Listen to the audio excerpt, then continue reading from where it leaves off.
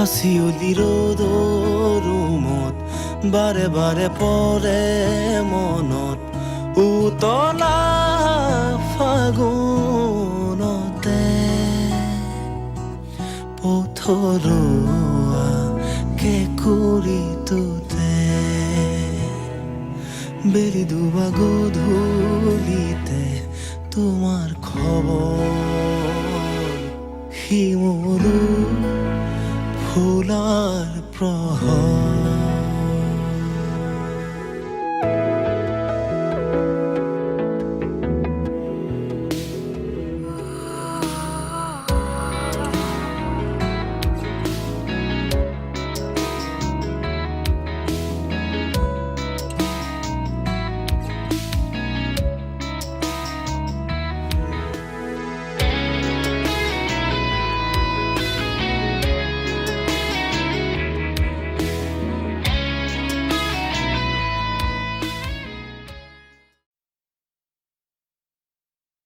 তই ইয়াত এনেকৈ থাকি কি বুজাব বিচাৰিছ? মায়ে ঘৰলৈ আহিবলৈ মানা কৰিছিলে মোক। মই ভিতৰলৈ নাযাওঁ। যদি তাইক একেবাৰে এৰি আহিছ তেনেহ'লে আমিও সকলো কথা পাহৰি যাম। তাইক মই সেন্দুৰ দিছোঁ মা, আৰু এগৰাকী নাৰীৰ বাবে সেন্দুৰৰ মূল্য কিমান সেয়া হয়তো তোমাক বুজোৱাৰ প্ৰয়োজন নাই। তাৰমানে এয়াই তোৰ শেষ সিদ্ধান্ত? এইখন ঘৰৰ পৰা পোৱা আদৰ্শই তাইক এৰি দিবলৈ মোক কেতিয়াও নকয়। তেনেহ'লে কিয় আহিছ তই ইয়ালৈ? ন্যায়।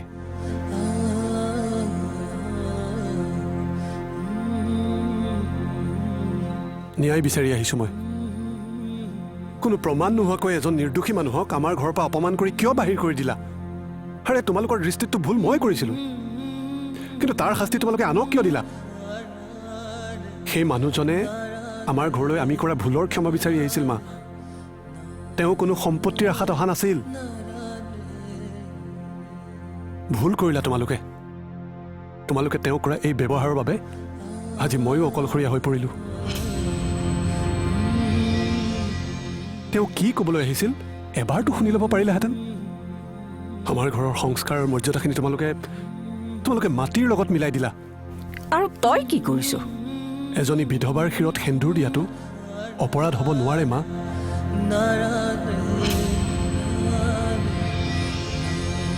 জীয়াই থকাৰ অধিকাৰ সকলোৰে আছে। তাইৰ জীৱনটো জীয়াবলৈ এতিয়াও বহুত বাকী। আৰু তাই মোৰ লগত বিয়া হ'ব খোজা নাছিল। মইহে জোৰ কৰি তাইৰ শিৰত সেন্দুৰ দিছিলোঁ। তাৰমানে তাইক উদ্ধাৰ কৰিবলৈ গৈ তই তোৰ নিজৰ জীৱনটো শেষ কৰি পেলালি। তাইক মই ভাল পাওঁ দাদা, আৰু তাইক পাই মই বহুত সুখী। তাইক নাপালেহে মোৰ জীৱনটো শেষ হৈ যাব। তোমালোকে যদি এবাৰ তাইক বুজিবলৈ চেষ্টা কৰিলাহেঁতেন তেতিয়া গম পালাহেঁতেন যে তোমালোক কিমান অন্ধকাৰৰ মাজত সোমাই আছা। এজনী হত্যাকাৰীৰ বিষয়ে মই কোনো কথাই শুনিব নোখোজো। অনন্যা হত্যাকাৰী নহয় মা। আৰু যদি তোমালোকে তেনেকৈ ভাবিছা ঠিক আছে, ময়ো কথা দিলোঁ। অনন্যাক নিৰ্দোষী বুলি প্ৰমাণ নকৰালৈকে ময়ো শান্তিত জীয়াই নাথাকোঁ।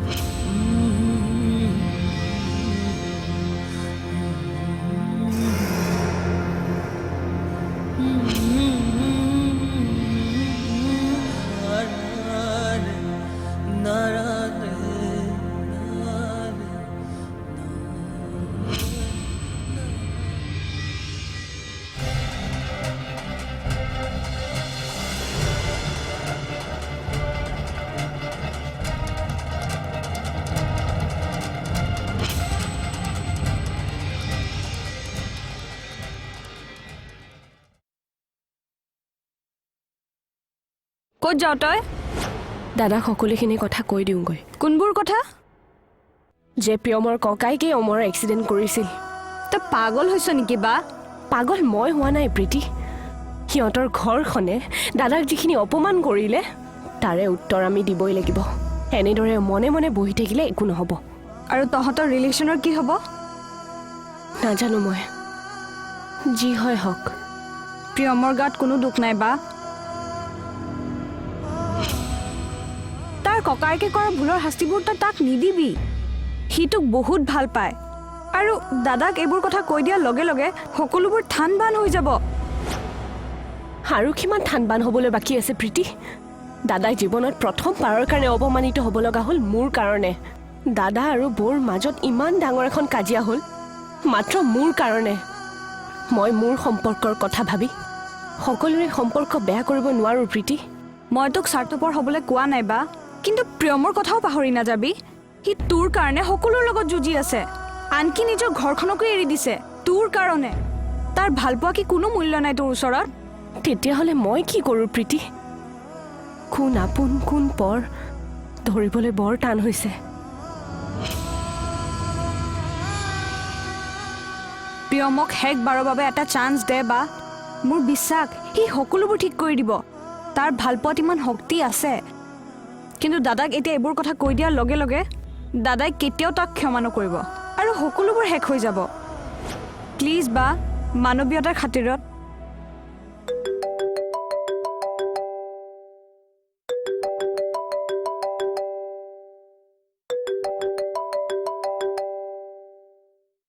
উঠা।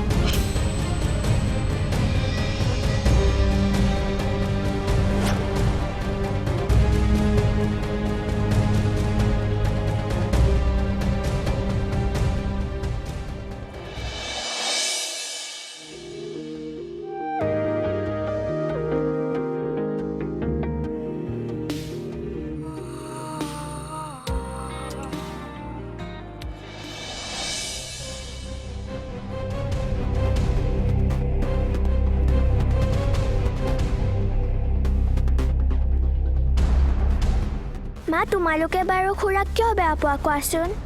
তুমি যোৱাচোন খেলাগৈ মাজনী। ব'লা মাজনী, আমি ভিতৰলৈ যাওঁ ব'লা। তাইৰ প্ৰশ্নবোৰ জটিল হ'ব ধৰিছে দিনক দিনে, আৰু তাৰ উত্তৰ নাপালে তাইও বিদ্ৰোহ কৰিবলৈ শিকিব। এনেকুৱা এটা শৈশৱ আমি তাইক কেতিয়াও দিব নোৱাৰোঁ। তাইৰ ভৱিষ্যতৰ কথা ভাবিয়েই আমি তাইক বৰ্ডিঙত থোৱাটোৱেই উচিত হ'ব। মা, তাই এতিয়াও বহুত সৰু হৈ আছে। তাইতকৈ বহুত সৰু সৰু ল'ৰা ছোৱালী তালৈ গৈছে, থাকিছে। এইকেইদিনতে সোনকালে ব্যৱস্থা কৰ। ঘৰখনৰ ইমান অশান্তিৰ মাজত ডাঙৰ হ'ব নালাগে তাই।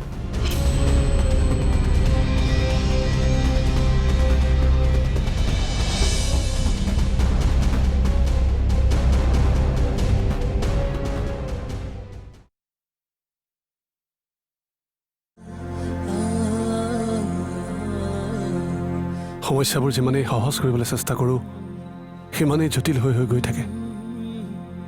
ভাবিছিলোঁ লাহে লাহে সকলো ঠিক হৈ যাব। চা প্ৰিয়ম, সঁচা ভালপোৱাত সংঘাত থাকিবই। সেইবুলি তই হাৰি গ'লে নহ'ব। মাহঁতৰ মনত মই বিশ্বাস আনিব পাৰিম জানো? মুঠতে তই নিজৰ ভালপোৱাত বিশ্বাস ৰাখ। চাবি লাহে লাহে সকলো ঠিক হৈ যাব। অৱশ্যে এটা কথা, বৰমাৰ দৰে এগৰাকী সংস্কাৰী মানুহে এজনী বিধৱাক বোৱাৰী হিচাপে কেতিয়াও একচেপ্ট কৰিব নোৱাৰিব চাগে। আজি যি হৈ গ'ল তাৰ বাবে অনন্যাই হয়তো মোক কেতিয়াও ক্ষমা নকৰিব। তই তেনেকৈ কিয় ভাবিছ? তাই ভালদৰে জানে যে তাত তোৰ কোনো দুখ নাই। আৰু শুন, আৰু তোৰ ভালপোৱা যদি সঁচা হয় তাইক তোৰ পৰা কোনেও আঁতৰ কৰিব নোৱাৰে। সিটো এতিয়া তাইৰ বেয়া একোৱেই নেদেখে, কাৰণ সি এতিয়া তাইৰ প্ৰেমত অন্ধ। কিন্তু মইতো অন্ধ হ'ব নোৱাৰোঁ। নাই লোৱা। উচিত সিদ্ধান্ত লোৱা হ'লে এজন অচিনাকি ল'ৰাৰ কথা শুনি এদিনীয়া মানুহজনক ইমান কথা নুশুনালেহেঁতেন।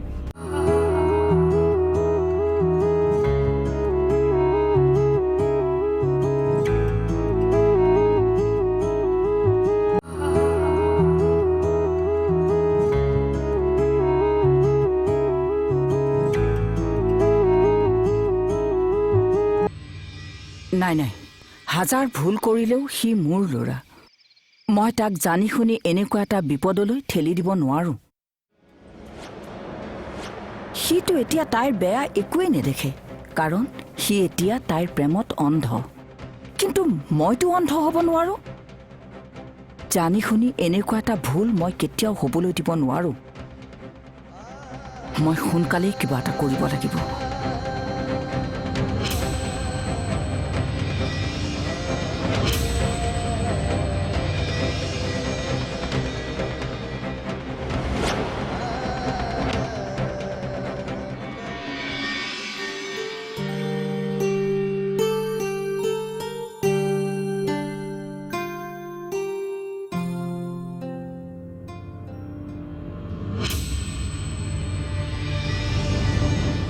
কিয় মোৰ লগত যাবলৈ অসুবিধা হ'ব নেকি? নাই নাই, মই সেইটো ক'বলৈ খোজা নাই। তেনেহ'লে ওলাব, মই গৈ থাকোঁ। ভণ্টি নিজে যোৱা নাছিল তোমাৰ কাষলৈ, তুমি জোৰ কৰি নিছিলা তাইক। দাদা মই আপোনাক হ'ব, যি ক'ব লগা আছে তোমাৰ মাক ক'বা। ভণ্টি বল ঘৰলৈ। কি ভাবি আছ? আহ।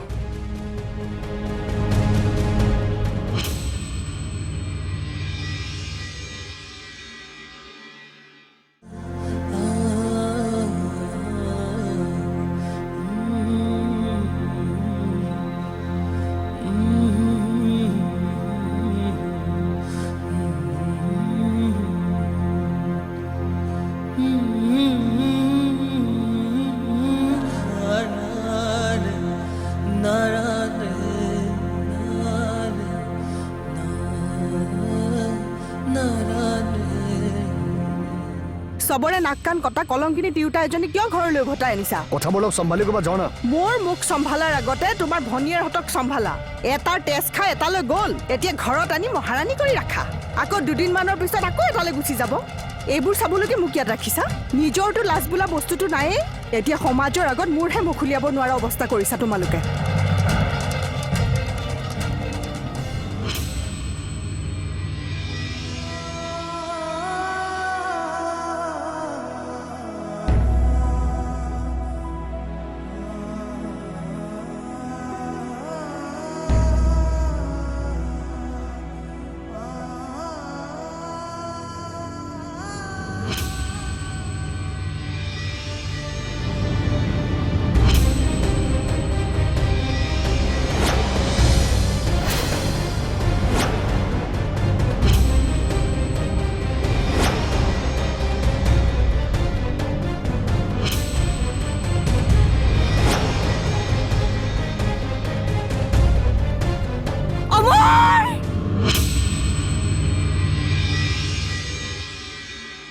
মই অমৰক দিয়া শেষ প্ৰতিশ্ৰুতি কেতিয়াও পাহৰিব নোৱাৰো। যেনেকৈ নহওক মই তেওঁক ন্যায় দিবই লাগিব।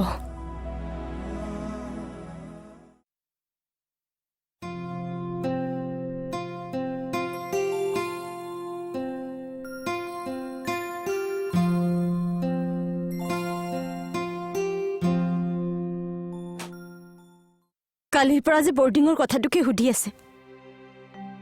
তাইৰ সৰল মনৰ প্ৰশ্নবোৰ মাৰ বাবে জটিল হ'ব ধৰিছে। এজনী মাক হিচাপে মোৰোতো তাইৰ ওপৰত অধিকাৰ আছে। তুমি কথাটো কিয় ভাবি নাচালা ৰক্তিম? ঘৰখনৰ এনেকুৱা পৰিস্থিতিত তাইক আমি লগত ৰাখিব নোৱাৰো নিহা। পৰিস্থিতি যিয়ে নহওক মই তাইক বুজাব পাৰিলোহেঁতেন। তুমি মোক কিয় নিদিলা সেই অধিকাৰ? চোৱা নিহা, মাৰ সিদ্ধান্তৰ ওপৰত মাত মতাৰ অধিকাৰ মোৰ নাই। কিন্তু তোমাৰ ওপৰতো মোৰ মাত মতাৰ অধিকাৰ আছে। বুজাব কি বিচাৰিছা তুমি? মাক কোৱা আমি প্ৰিয়াক বৰ্ডিঙত নথওঁ।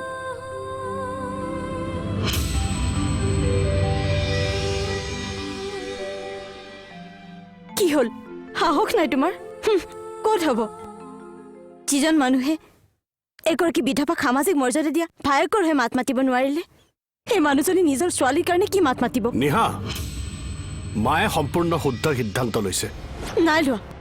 উচিত সিদ্ধান্ত লোৱা হ'লে এজন অচিনাকি ল'ৰাৰ কথা শুনি এদিনীয়া মানুহজনক ইমান কথা নুশুনালেহেঁতেন।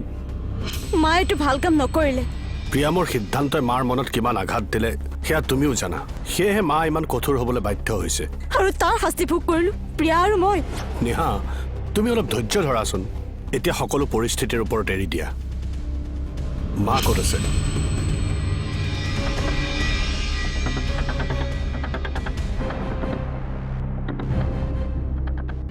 হোমৰ দুৱাৰা আপুনি? কওকচোন। অনন্যা দুৱাৰা আপোনাৰ ভণ্টি হয়? হয়। ঘৰত আছেনে তেখেত?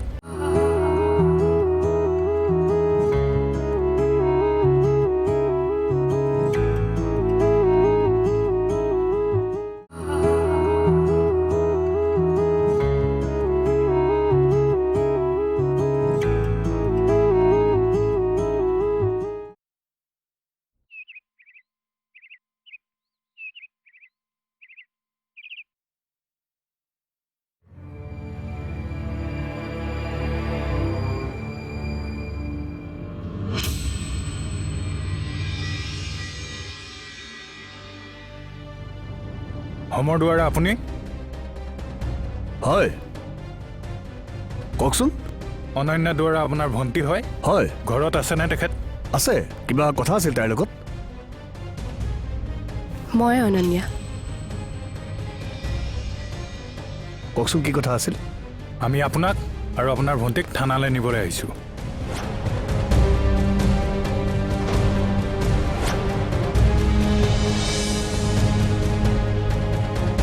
কিন্তু কিয় ছাৰ?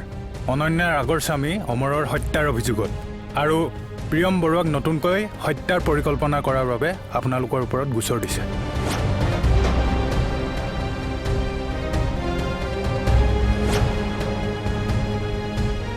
কোনে দিছে এই কেছটো? সেইবিলাক সকলো থানাত গম পাব।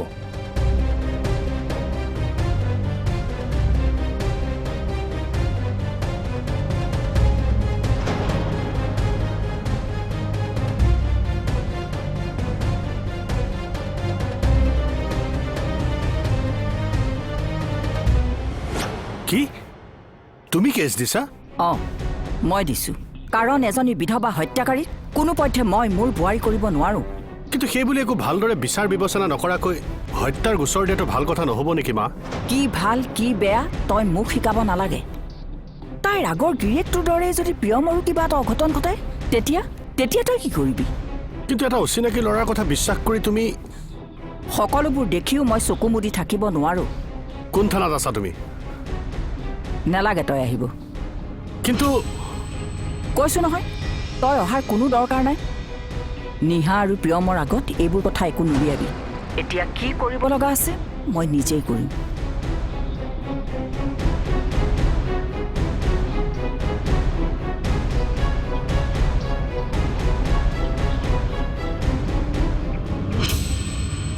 তাইৰ ভুল কি? এজনী বিধৱা হয়। তাই বিধৱা নহয় মা।